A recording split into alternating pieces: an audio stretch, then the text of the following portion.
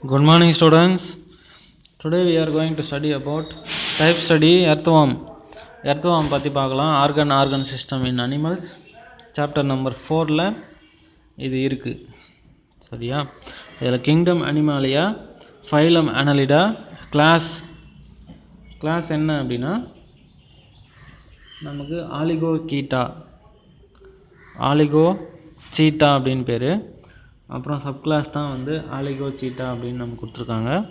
Order வந்து ஓபிஸ்தோபோரா.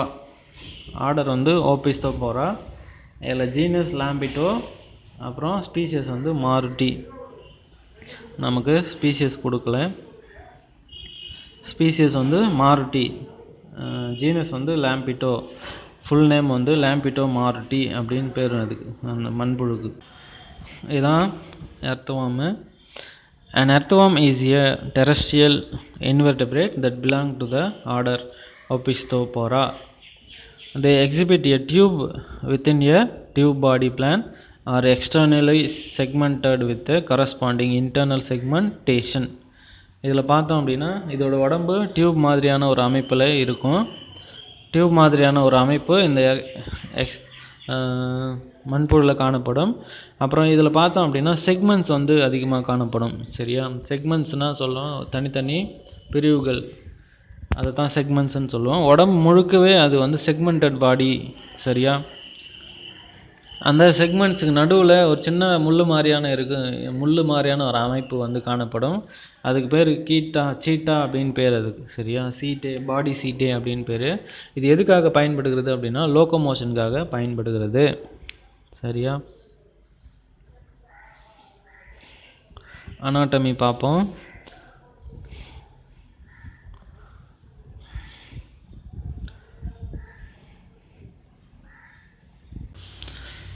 இந்த டயக்ராமில் என்ன பார்க்குறோம் அப்படின்னா இந்த மண்புழுவோட தலைப்பகுதி தான் இப்போ வந்து பார்த்துக்கிட்டு இருக்கோம். மண்புழுவோட தலைப்பகுதி வந்து இப்படி தான் இருக்கும். இதில் புரோஸ்டியம் அப்படின்ற ஒரு பொருள் வந்து எங்கே இருக்கும் ஒரு உறுப்பு எங்கே இருக்கும் அப்படின்னா முனைப்பகுதிகளில் காணப்படும். வாயோட பக்கத்தில் வந்து இந்த புரோஸ்டியம் வந்து காணப்படும். அப்புறம் பெரிஸ்டோமியம் அப்படின்னு ரெண்டு அங்கே வந்து காணப்படுகிறது. இதில் ஃபஸ்ட்டு முன்னே ஒரு துளை மாதிரியான ஒரு அமைப்பு இருக்குது, அதான் வந்து மவுத்து. மற்றபடி நாம் தெரிஞ்சுக்க வேண்டியது வந்து டார்சல் போர்ஸ் இருக்கும். அந்த டார்சல் போர்ஸ் வந்து துளைகள்னு சொல்லுவோம். அது வந்து 3 விதமான துளைகள் வந்து காணப்படும். ஓப்பனிங் ஆஃப் ஸ்பெர்ம் வந்து ரிலீஸ் பண்ணுற ஒரு துளைகளாக இந்த தலைப்பகுதியில் காணப்படுகிறது. பாடி சீட்டாக்கள் வந்து தெரிகிறது நல்லா. எத்தனாவது இடத்துல பாடி வந்து பட்டையாக இருக்கும் அப்படின்னா 14வது செக்மெண்ட்லேருந்து 17வது செக்மெண்ட் வரைக்கும் பெரிய பட்டைகளாக இங்கு காணப்படுகிறது. சரியா? இதுதான் எர்த்வார்மோட தலைப்பகுதி. அடுத்தது என்ன பார்க்குறோம் அப்படின்னா கிராஸ் செக்ஷன். எர்த்வார்மோட கிராஸ் செக்ஷன் தான் இப்போ வந்து பார்த்துக்கிட்டு இருக்கோம். இந்த கிராஸ் செக்ஷனில் அதோட உடம்பு பகுதியில் என்னென்ன பார்ட்ஸ் வந்து காணப்படுகிறது அப்படின்னு பார்க்கலாம். இதில் first longitudinal muscle layer. First நம்ம பார்க்குறது லாஞ்சிடியூடினல் மசில் லேயர் எங்கே இருக்குது? இதுதான் வந்து லாஞ்சிடியூடினல் மசில் லேயர். அடுத்தது சர்க்குலர் மசில் லேயர், வட்டமாக காணப்படக்கூடிய மசில் லேயர்ஸ் வந்து இதில் இருக்கும். அப்புறம் கியூட்டிக்கிள் அந்த கியூட்டிக்கிள் கேள்விப்பட்டிருப்போம். அந்த தாவரங்களில் இலைய பகுதியில் மேற்பகுதியில் இந்த கியூட்டிக்கிள் வந்து காணப்படுகிறது. அதே மாதிரியான ஒரு அமைப்பு இந்த மண்புழுவோட தோல்லையும் வந்து இந்த கியூட்டிக்கிள்ஸ் வந்து காணப்படுகிறது. அடுத்தது வந்து மெட்டானெஃப்ரியம் வந்து காணப்படுகிறது. அடுத்தது நெஃப்ரிடியோஃபோர் அப்படின்னு சொன்னால் மண்புழுவில் இனப்பெருக்கம் செய்யக்கூடிய ஒரு உறுப்பாக நெஃப்ரிடியங்கள் வந்து பயன்படுகிறது. அந்த நெஃப்ரிடிய துளை வழியாக தான் அந்த கழிவு நீக்கம் வந்து நடைபெறும். அந்த என்ன கழிவு வெளியேறும் அப்படின்னா ஸ்பெர்மும் அந்த ஓவமும் ரிலீஸ் பண்ணுற ஒரு துளையாக இந்த நெஃப்ரிடியோஃபோர்கள் வந்து காணப்படுகிறது. அப்புறம் சீட்டாக்கள், உடலில் பாடி சீட்டாக்கள் இருக்கும் அப்படின்னு சொன்னேன் இல்லையா? அந்த பாடி சீட்டாக்கள் வந்து இங்கே இருக்குது பாருங்கள். இதுதான் பாடி சீட்டா, உடம்புல காணப்படக்கூடிய அந்த சீட்டாக்கள். அடுத்தது நெஃப்ரிக் டியூப்ஸ், இனப்பெருக்க குழாயின்னு சொல்கிறோம் இல்லையா, அதுதான் நெஃப்ரிக் டியூப்பு. லாஸ்ட்டு வந்து பெரிபேரல் நர்வ். பெரிபேரல் அப்படின்னா பேராக இருக்கிற அந்த நர்வஸ் செல்ஸு நரம்புகள் தான் வந்து பெரிபேரல் நர்வ் அப்படின்னு சொல்லுவோம். அடுத்தது என்னன்னு பார்க்கலாம். இது சப்நியூரல் பிளட் வெசல். பிளட் வெசல்லாம் பாருங்கள் எப்படி இருக்குது அப்படின்னு, காம்ப்ளிகேட்டடாக இருக்குது. நம்மளுக்கும் அப்படி தான் இருக்கும். அடுத்ததுமா லேட்ரல் நியூரல் பிளட் வெசல், அப்புறம் நர்வ் கார்டு நரம்பு இணைப்பு உடம்பு முழுக்க அது செல்லக்கூடிய ஒரு அமைப்பாக இந்த நரம்பு இணைப்புகள் வந்து காணப்படுகிறது.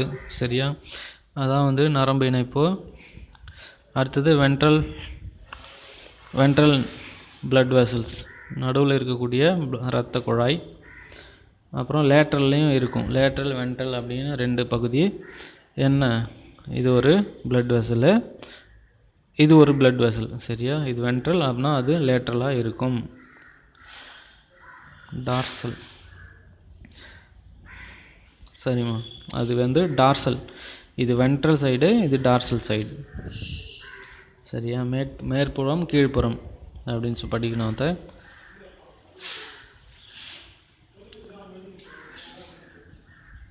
அடுத்தது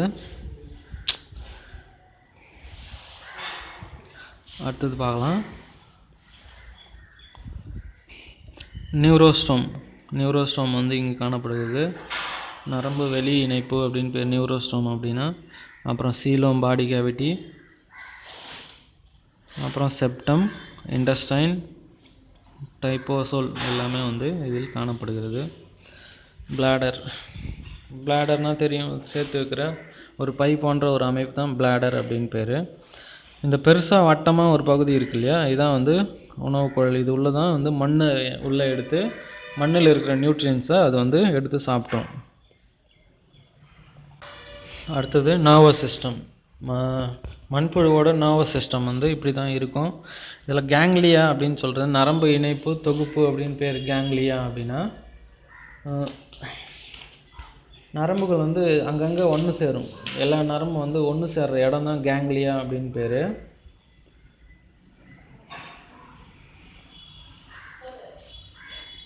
nervous system of the anterior end of an earthworm.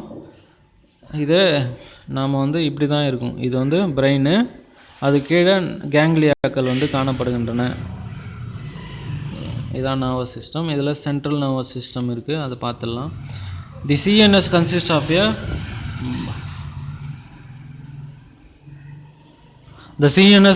Of a பிலோப்டு, அதாவது பைலோப்டு பிரெயின். 2 விதமான லோபு கதுப்புகளை கொண்ட மூளை வந்து காணப்படுகிறது இந்த மண்புழுவில். அடுத்தது இதில் first subpharyngeal ganglia, circumpharyngeal connectives and ventral nerve cord. இது எல்லாமே வந்து இந்த நரம்பு மண்டலத்தில் காணப்படுகிறது மண்புழுவில். செகண்ட் பாயிண்டில் earthworm's brain consist of a pair of pear shaped cerebral ganglia. அந்த மண்புழுவோட மூளையில் பேர் ஆஃப் பியர் ஷேப்டு ஒரே மாதிரியான அமைப்பு கொண்ட செரிப்ரல் கேங்லியாக்கள் வந்து காணப்படுகின்றன. செரிப்ரம் அப்படின்னா தெரியும் இல்லையா நமக்கு, செரிப்ரம் அப்படின்னா பெருமூளை அப்படின்னு அர்த்தம். These are located in the dorsal side of the alimentary canal in the third segment. 3வது செக்மெண்ட்டில் இந்த மூளைகள் வந்து காணப்படுகின்றன. In a groove between the buccal cavity and pharynx. இதில் வந்து இங்கு காணப்படுகிறது. பக்கிள் கேவிட்டினா தெரியும் இல்லையா நமக்கு, சாப்பிடக்கூடிய ஒரு அதாவது கதுப்பு அப்படின்னு சொல்லுவோம். அடுத்ததுமா a pair of circumpharyngeal connectives from the brain encircle the pharynx and then connect with the pair of subpharyngeal ganglia located below the pharynx in the 4th segment. This arrangement means the brain subpharyngeal ganglia and the circumpharyngeal connectives from a nerve ring around the pharynx. அந்த பேரிங்ஸை சுற்றி பார்த்தோம் அப்படின்னா அந்த நரம்புகள் வந்து ஒரு மாதிரியான அமைப்பு, அதாவது சுற்றி சுற்றி சுற்றி சுற்றி வட்ட வட்டமாக, ஏன்னா உடம்பு முழுக்க போகணும் இல்லையா, அங்கேருந்து நரம்புகள் சேர்ந்து ஒரு கூட்டமாக நரம்பு இழைகளாக மாறி உடல் முழுவதும் சுற்றி காணப்படுகிறது. சரியா? இதில் 2 வகையான கேங்லியாக்கள் வந்து காணப்படுகின்றன அப்படின்னு பார்த்தோம். ஒன்று வந்து பேராஞ்சியல் கேங்லியா, இன்னொன்று சப் பேராஞ்சியல் கேங்லியா. அடுத்ததுமா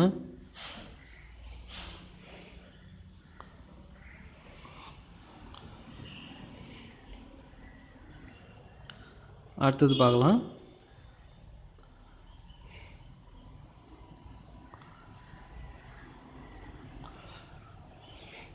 பெரிபேரல் nervous system. பெரிபேரல் அப்படின்னா மேலேயும் கீழேயும் ஒரே மாதிரி பேராக வந்து நரம்புகள் வந்து சென்று கொண்டு இருக்கும். சரியா? மேலேயும் ஒரே மாதிரி போகும், கீழேயும் ஒரே மாதிரி போகும். இது ரெண்டுத்துக்கும் பெயர் என்ன அப்படின்னா பெரிபேரல் நர்வஸ் சிஸ்டம் என்று பெயர். 8 to 10 nerves arises from the cerebral ganglia to supply the prostium and buccal chamber and pharynx. buccal chamberக்கும் pharynxக்கும் அப்புறம் ப்ரோஸ்டியமுக்கும் போகக்கூடிய அந்த நரம்புகள் எத்தனை இருக்கும் அப்படின்னா 8லிருந்து 10 நரம்புகள் வரைக்கும் இருக்கும். எங்கேருந்து வரும் அப்படின்னா செரிப்ரல் கேங்லியா, மூளை பகுதியில் இருக்கக்கூடிய அந்த கேங்லியாவிலிருந்து வரும். சரியா? Second point, 3 pairs of nerves arises from the subpharyngeal ganglia to supply the second, third and fourth segment. இரண்டாவது செக்மெண்ட்டுக்கும் மூன்றாவது செக்மெண்ட்டுக்கும் நாலாவது செக்மெண்ட்டுக்கும் இந்த கேங்லியா வந்து அந்த நரம்புகளை வந்து எடுத்து சென்று அந்த சப்பேராஞ்சியல் கேங்லியாக்கள் வந்து கொடுக்கின்றன. சரியா? அடுத்தது 3 pairs of nerves extended from each segmental ganglia to supply various structures of the segment. 3 pairs of nerves, அதாவது 3 இணை நரம்புகள் எங்கு செல்கின்றன அப்படின்னா செக்மெண்டல் கேங்லியாவிலிருந்து various structures of the segment, structure வேறு செக்மெண்ட்டுக்கு இந்த நரம்புகளை கொண்டு செல்கின்றன. சரியா? அடுத்தது எர்த்வார்மில் நடைபெறக்கூடிய மூமெண்ட், லோகோமோஷன் சொல்கிறோம் இல்லையா, அதுதான். On the surface of traveling speed varies both within among individuals. ஒரு எர்த்வார்முக்கும் அதோட வேகம் வந்து வேறுபடும். Earthworms travel faster primarily by taking longer strides and a greater frequency of strides. இது என்ன பண்ணுது அப்படின்னா எர்த்வார்ம் தண்ணி கொஞ்சம் இருக்கும்போது வேகமாக நகர்ந்து போகும், தண்ணி இல்லாதப்போ கொஞ்சம் மெதுவாக நகர்ந்து போகும். அடுத்தது larger lumbricus terrestris worms travel at greater absolute speed and then smaller worms. நல்லா பெருசாக இருக்கிற மண்புழுக்கள் என்ன ஆகும் அப்படின்னா வேகமாக போகும், சின்ன மண்புழுக்கள் ரொம்ப ஸ்லோவாக வந்து போயிட்டுருக்கும். they achieve this by the taking slightly longer strides but with slightly lower straight frequencies. கொஞ்சம் கொஞ்சமாக தான் அது என்ன ஆகும், நகர்ந்து செல்லும். ஒரு செக்மெண்ட்டாக முன்னே போகும், அப்புறம் பின்னாடி இருக்கிற செக்மெண்ட் வந்து வரும். அதான் வந்து எர்த்வார்மோட மூமெண்ட்டு. அடுத்தது இதில் வர ஒரு கேரக்டர் இருக்குது எர்த்வார்மில், என்ன அப்படின்னா சென்சரி ரிசப்ஷன். அதுக்கு சென்ஸ் ஆர்கன்லாம் இருக்கும் இல்லையா, உணர்வு உறுப்புகள், அது தொடும்போது என்ன ஆகும், யாரோ நம்மளை அட்டாக் பண்ணுறாங்க அப்படின்னு அதுக்கு தெரியணும் இல்லையா. அது தெரிஞ்ச உடனே என்ன ஆகும், அது மண்ணுக்குள்ளே தலையை உள்ளே இழுத்து வேகமாக உள்ளே போயிடும். அதுக்கு சென்சிட்டிவிட்டி, என்னென்ன சென்சிட்டிவிட்டி இருக்குது அப்படின்னு பார்க்கலாம். ஃபஸ்ட்டு வந்து photo sensitivity. Earthworms do not have eyes, அதுக்கு கண்கள் கிடையாது. however they do have specialized photosensitive cells called light cells of Hess. அதில் கண்ணுக்கு பதிலாக அந்த ஃபோட்டோ எஃபெக்டிவ் செல்ஸ் மட்டும் காணப்படுகிறது. அந்த செல்ஸுக்கு பேர் என்ன அப்படின்னு கேட்டிங்கன்னா light cells of Hess, light cells of Hess அப்படின்னு அதுக்கு பேர். These photoreceptor cells have a central intracellular cavity filled with microvilli. இந்த லைட் செல்ஸ் பார்த்தோம் அப்படின்னா நடுவில் கொஞ்சம் காலியாக இருக்கும். அந்த காலியான இடத்துல என்ன ஃபில் ஆகி இருக்கும் அப்படின்னா மைக்ரோவில்லிஸ் வந்து ஃபில் ஆகி இருக்கும்.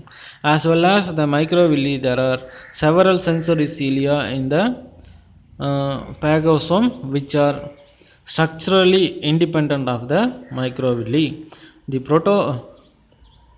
அந்த மைக்ரோவில்லிஸ் என்ன பண்ணுது அப்படின்னா ஒலியோட அளவை வந்து அப்சர்வ் பண்ணி அந்த அனிமலுக்கு தெரிவிக்குது. அடுத்தது the photoreceptor are distributed in most parts of the epidermis but are more concentrated on the back and sides of earthworm.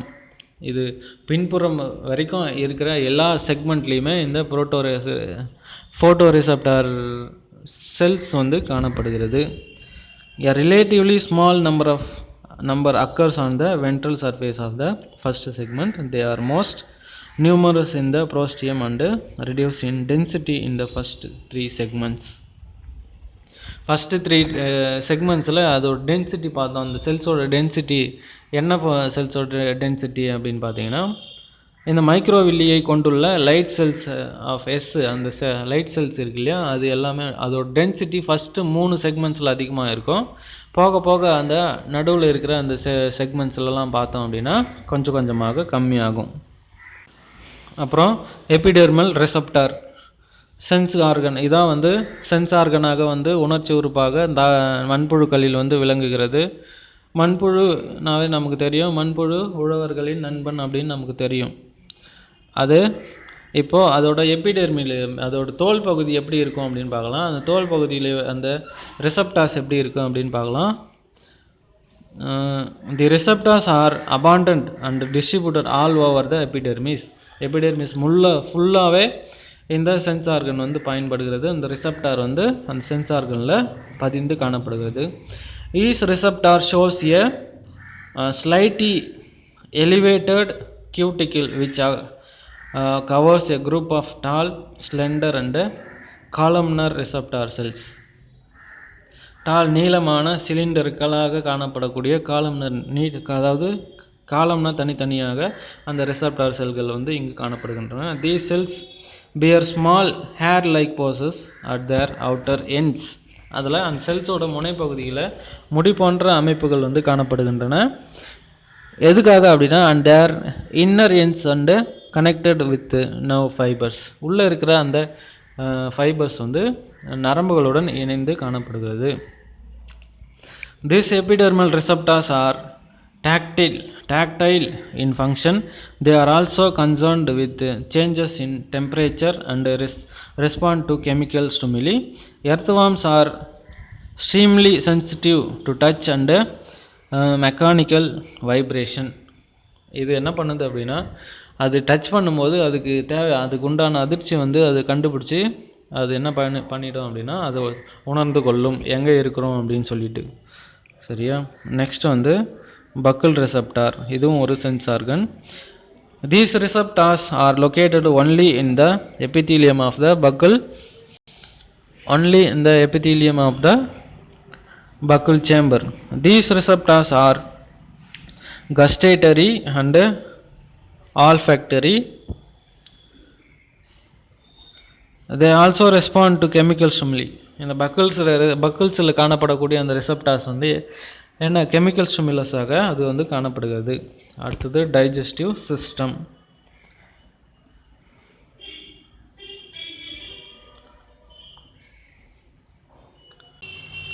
எர்த்வார்மோட reproduction பார்த்தோம் அப்படின்னா இந்த மாதிரி கப்லேஷன் முறையில் வந்து நடைபெறுகிறது. இதுதான் கப்லேஷன் அப்படின்னு சொல்லுவோம். 2 அந்த மண்புழுக்கள் இணைந்து கப்லேஷனில் வந்து ஈடுபட்டு இனப்பெருக்கம் வந்து செய்கின்றன. சரியா? கப்லேஷன் முடிஞ்ச உடனே எர்த்வார்ம் கக்கூன்ஸ் எப்படி ஃபார்ம் ஆகுதுன்னு பாருங்கள். எர்த்வார்மோட முட்டைகள் இதுதான் கக்கூன்ஸ் அப்படின்னு சொன்னால், காப்பாற்றக்கூடிய அந்த முட்டைகள் வளரக்கூடிய ஒரு பை போன்ற ஒரு அமைப்பு தான் இந்த கக்கூன்ஸு. இது பார்த்தீங்க அப்படின்னா நமக்கு தெளிவாக தெரியும். இதுதான் எர்த்வார்மோட கக்கூன்ஸ். கக்கூன் அப்படின்னா முட்டைகள் வளரும் ஒரு பை போன்ற அமைப்பு தான் கக்கூன் அப்படின்னு பேர். சரியா? அடுத்தது எர்த்வார்மோட குட்டி எப்படி இருக்குது அப்படின்னு பார்க்கலாம். இதான் பார்த்தோம் அப்படின்னா எர்த்வார்மோட சின்ன குட்டி, அந்த கக்கூன்லேருந்து உருவான குட்டிக்கு பேர் தான் வந்து இது. இதோட பேர் என்ன அப்படின்னு கீழே கொடுத்துருக்காங்க பாருங்கள். அண்ட் எர்த்வார்ம் கக்கூன் ஃப்ரம் லேபர்ந்தோ ரூபெல்லஸ், அதுக்கு பேர் அந்த ஸ்பீஷியஸ் பேர் வந்து இது கொடுத்துருக்காங்க. லேபர்ந்தோ ரூபெல்லஸ் அப்படின்ற ஒரு ஃபேமிலியில் இது சேர்ந்தது. சரியா? அடுத்தது நாம் பார்க்க வேண்டியது digestion.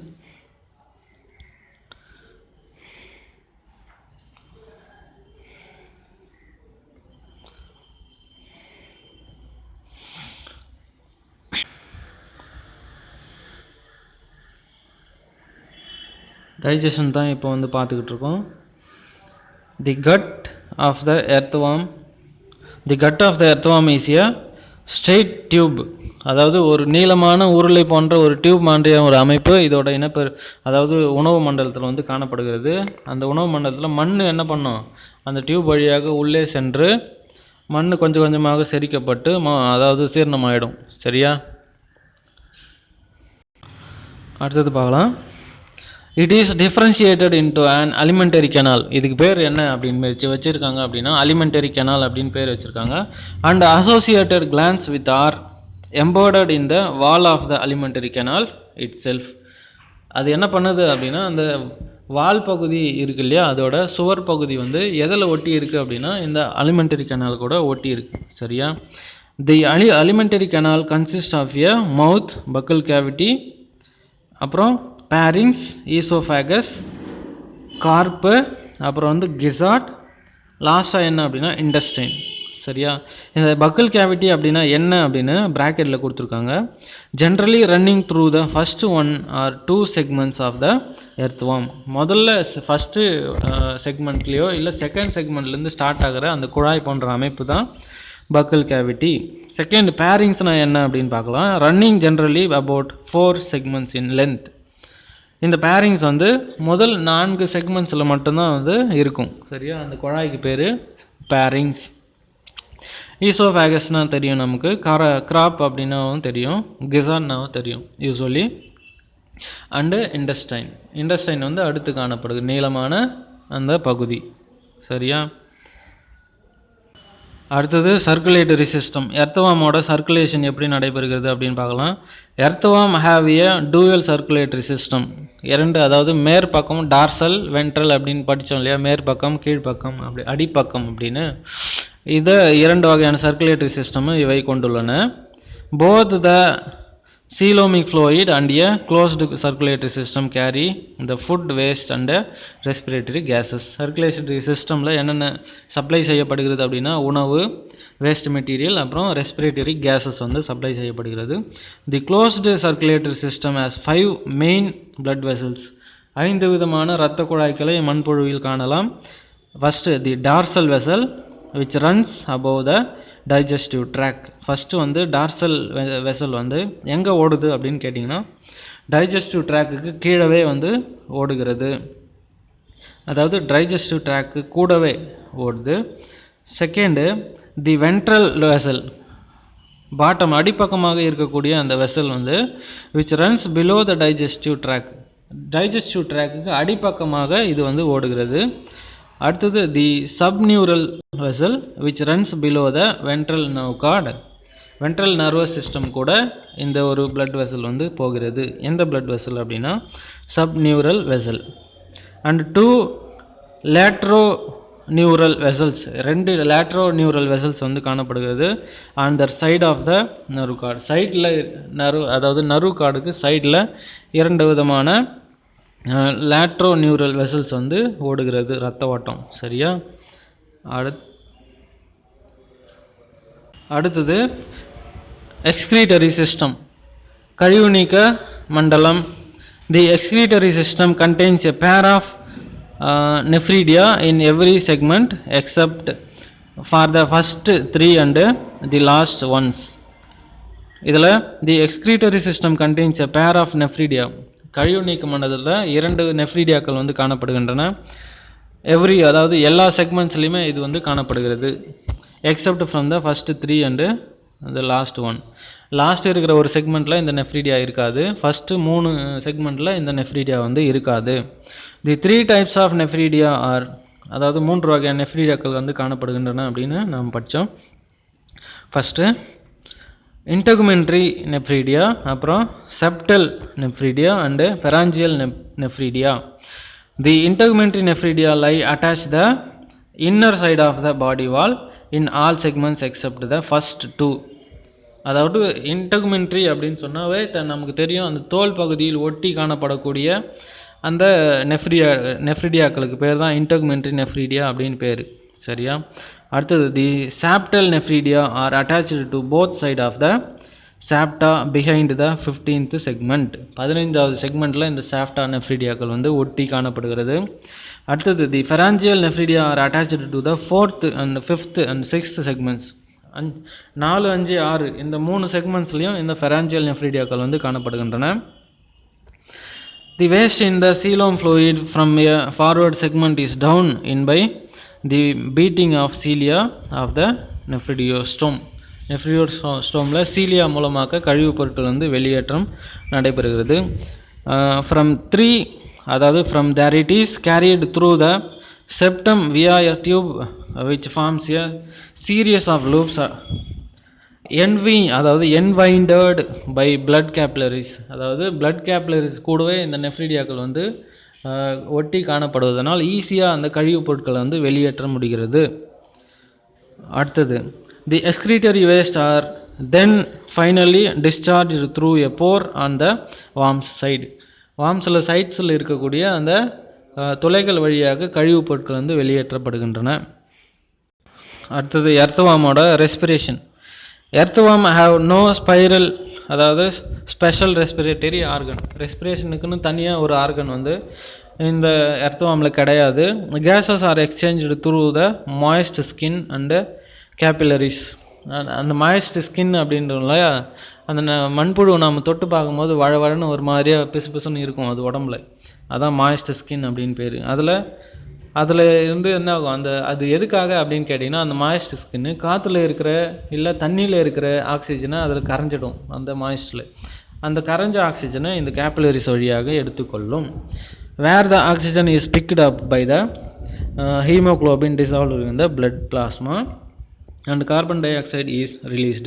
Water as well as salts can also be moved through the skin by active transport. சால்ட்ஸும் ஒரு சில மினரல்ஸ் தேவை இல்லையா, மினரல்ஸ் எல்லாமே சால்ட்டுன்னு நமக்கு தெரியும். அது எல்லாமே இந்த கோழை பொருள் மூலமாக ஊடுருவி செல்லும் தன்மை கொண்டதாக காணப்படுகிறது.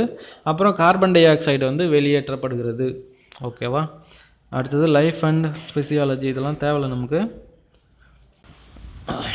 எர்த்வாமில் நாம் வந்து கார்டனில் நாம் ஏதாவது தோண்டும் போதோ இல்லை பள்ளம் எடுக்கும் போதோ இல்லை சாதாரணமாக தண்ணி வந்து தேங்கி இருக்கும் போதோ இந்த மண்புழுக்களை வந்து மேய்ஞ்சிட்டு வர்றது நமக்கு வந்து தெரியும். இப்படி தான் இருக்கும் மண்புழு. சரியா. இது பெரிய சைஸ் மண்புழு. சின்ன சைஸ்லேயும் மண்புழுக்கள் வந்து காணப்படும். குட்டி குட்டியாக இருக்கும். அது வந்து வேறு பிளாக் கலர்லேயும் இருக்கும். சரியா. நிறைய வெரைட்டி இருக்குது மண்புழுவில். இது ஒரு வகையான வெரைட்டி. அப்புறம் லாஸ்ட்டாக நாம் வந்து பார்க்க வேண்டியது மண்புழுவோட ரீஜெனரேஷன் கெப்பாசிட்டின்னு சொல்லுவோம். ரீஜெனரேஷன் அப்படின்னா இழந்த உறுப்புகளை மீட்டெடுக்கும் ஒரு தன்மை தான் ரீஜெனரேஷன் அப்படின்னு அர்த்தம். மண்புழுவில் நாம் வந்து தொடும்போது என்ன ஆகிடும் அப்படின்னா பட்டுன்னு அறுந்துடும். மண்புழு ரெண்டாக கட் ஆகிடும். அந்த கட்டான பார்ட்ஸ் வந்து மறுபடியும் உருவாகிடும். அதுக்கு பார்க்கலாமா அது என்னென்னு. Earthworm have the ability to regenerate last segments. உடைந்த அதாவது தனியாக பிரிந்த அந்த செக்மெண்ட்ஸை அது என்ன பண்ணுது, புதிதாக உருவாக்கி கொள்ளும் தன்மை கொண்டவையாக இவை விளங்குகின்றன. But this ability varies between species. அதாவது ஒரு ஸ்பீஷியஸ்க்கும் வேறு மாதிரியான ஒரு அமைப்புகள் மூலமாக புது ஆர்கன்ஸ் வந்து உண்டாகும் நடைபெறுகிறது. And depends on the extent of the damage. அந்த டேமேஜுக்கு ஏற்ற மாதிரி தான் இது ரீஜெனரேஷன் கெப்பாசிட்டி வந்து வேறுபடும்.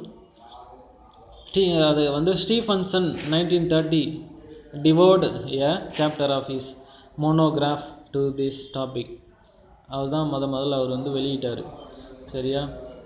அடுத்தது regeneration in a variety of species but because little interest was shown. இந்த ரீஜெனரேஷனை பற்றி தெளிவாக நாம் வந்து படிக்கணும் அப்படின்னா இந்த புக்கை வந்து படிக்கலாம். யார் வெளியிட்டிருக்காங்க அப்படின்னா ஜிஇ கேட்ஸ் ஸ்பேட்டன். 20 years அவர் வந்து ஸ்டடி பண்ணி ஒரு புக்கை வந்து வெளியிட்டு இருக்காரு. அந்த புக்கை நாம் வந்து வாங்கி படித்தோம் அப்படின்னா மண்புழுவோட ரீஜெனரேஷனை பற்றி நாம் வந்து தெளிவாக தெரிஞ்சுக்கலாம். லாஸ்ட்டாக மண்புழுவோட யூசஸ், எதுக்காக மண்புழு வந்து பயன்படுகிறது அப்படின்னு நாம் வந்து பார்க்கலாம்.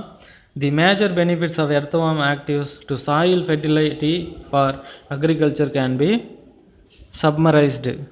அதாவது என்விரான்மெண்ட் வந்து ரொம்ப யூஸ்ஃபுல்லான ஒரு அனிமல் எது அப்படின்னு கேட்டிங்கன்னா இந்த மண்புழு தான். இந்த மண்புழு இல்லை அப்படின்னா நமக்கு வந்து தேவை அந்த மகசூல் ஈல்டுன்னு சொல்கிறோம் இல்லையா, அந்த விவசாயத்தில் மகசூல் வந்து ரொம்ப கம்மியாகிடும். அதாவது உழவனின் நண்பன் அப்படின்னு எர்த்வார்மை வந்து சொல்லுவாங்க. சரியா? அந்த குருணை மாதிரி ஒன்று இருக்கு இல்லையா, இது வந்து மண்புழு வலைக்கு மேலே இந்த குருணையாக இருக்கும் இந்த மண் பார்த்தோம் அப்படின்னா இதில் இல்லாத நியூட்ரிஷன்ஸே வந்து இல்லை அப்படின்னு சொல்லலாம். எல்லா வகையான சத்துக்களும் நிறைந்த ஒரு மண்ணாக இது வந்து மாற்றப்படுகிறது. எதனால் அப்படின்னா இந்த மண்புழுக்களால். அந்த சாதாரண மண்ணை இது சாப்பிட்டு இது என்ன பண்ணுது, அது வந்து நல்ல வளமான மண்ணாக மாற்றி கொடுக்கின்றது இந்த மண்ணை. சரியா?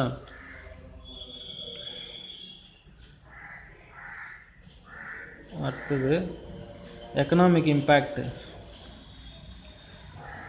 அதாவது எக்கனாமிக் இம்பேக்ட் அப்படின்னு சொல்கிறது ஒன்றும் இல்லை, மண்புழு உரங்கள் தயாரிக்கிறோம் இல்லையா, மண்புழு உரங்கள் வந்து எப்படி தயாரிப்பாங்க அப்படின்னா மண், மாட்டு சாணம், இலை தழைகள்லாம் மக்கி போன அந்த இலைகள் எல்லாத்தையும் ஒரு தொட்டியில் போட்டு அதுக்குள்ளே தண்ணி கொஞ்சம் தெளித்து என்ன பண்ணுவாங்க, மண்புழுக்களை விட்டுருவாங்க. உள்ளே விட்டு அதில் என்னாகும், மண்புழு வந்து இப்போ அதாவது குட்டி போட்டு அது வந்து நிறைய வளர்ந்து அந்த உரங்களுக்கு வந்து கொடுக்கும். மண்புழு உரங்கள் இதுதான் வந்து மண்புழு உரங்கள். இந்த மண்புழு வந்து அந்த இலையெல்லாம் மண்ணில் மக்கி காணப்படுது இல்லையா, அந்த சத்துக்கள் மொத்தத்தையும் அது வந்து சாப்பிட்டு உரமாக மாற்றி கொடுக்கும். அந்த உரத்தை நாம் வந்து என்ன பண்ணலாம் அப்படின்னா பேக்கெட் பண்ணி விற்பாங்க. நிறைய இடத்துல வந்து மண்புழு உரங்கள் வந்து விற்கப்படுகிறது. அதை வாங்கிட்டு வந்து நம்ம வீட்டில் நடுற அந்த பூத்தொட்டி, அந்த சின்ன சின்ன தொட்டியில் வளர்க்குற செடிகளுக்கு இல்லை தோட்டத்தில் வளர்க்குற செடிகளுக்கு நாம் வந்து போட்டோம் அப்படின்னா நல்ல வளர்ச்சி வந்து அதில் காணப்படும். சரியா? அது வந்து ஒரு இயற்கை உரமாகவும் பயன்படும். அவ்வளோதான். மண்புழு உரம் அப்படின்னு சொல்கிறது இதுதான். மண்புழுக்களை ஆர்டிஃபிஷியலாக வந்து நம்ம வளர்த்து என்ன பண்ணலாம் அப்படின்னா நம்ம வந்து இப்போ வந்து ஒரு கேஜி மண்புழு உரம் வந்து எவ்வளோ ரேட் போகுது அப்படின்னு கேட்டிங்கன்னா ஒரு 300லேருந்து 400 வரைக்கும் நம்ம வந்து அது விலை கொடுத்து வாங்குற மாதிரி இருக்கும். சரியா? அவ்வளோதான் ஸ்டூடெண்ட்ஸ். இது வரைக்கும் நம்ம வந்து மண்புழுவோட அனாட்டமி பார்த்துட்டோம். நெக்ஸ்ட் நமக்கு இருக்கிறது காக்ரோச். இது ஒன்று பார்த்துட்டோம் அப்படின்னா நமக்கு 4th லெசன் வந்து கம்ப்ளீட் ஆகிடும். Thank you students.